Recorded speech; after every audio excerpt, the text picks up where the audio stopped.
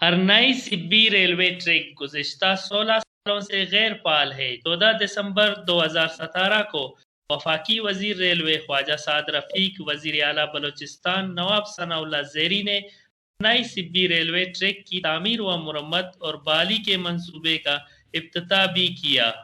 بلوچستان کے ضلع ارنائی کے زیادہ تر لوگوں کا ذرائع معاش کانکنی اور کاشتکاری سے ہے۔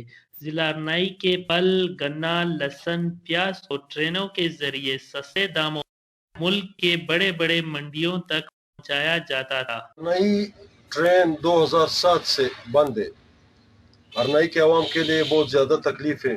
معدنیات، زراعت، پہلے ہم لوگ 100 کلومیٹر کے فاصلے پر جاتے تھے، سبی پہنچتے تھے۔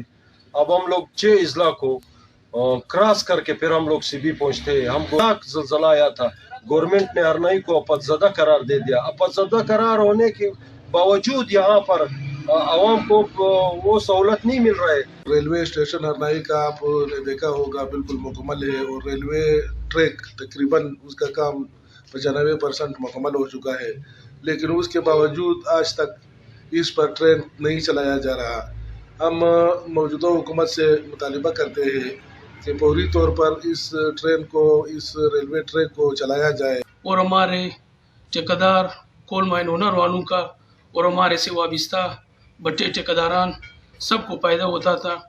کئی ٹن کوئلہ جو کم ریٹ پہ پنجاب سپلائی ہوتا تھا، تقریباً آخری 2007 تک یہ کرایہ غالباً 1725 تک پنجاب پہنچ جاتا تھا۔ اس کے بعد جو 2007 میں ریلوے بند ہوا ہے، ہمارے کوئلے کی جو ارنائی کی ایک اہم ریڑھ کی ہڈی کی حیثیت رکھتی ہے، تقریباً تباہی کا شکار ہو گیا ہے۔ ہمارے دکاندار پہلے سکر سے، سبی سے مال لاتے تھے اور بہت سستا ان کو ملتا تھا۔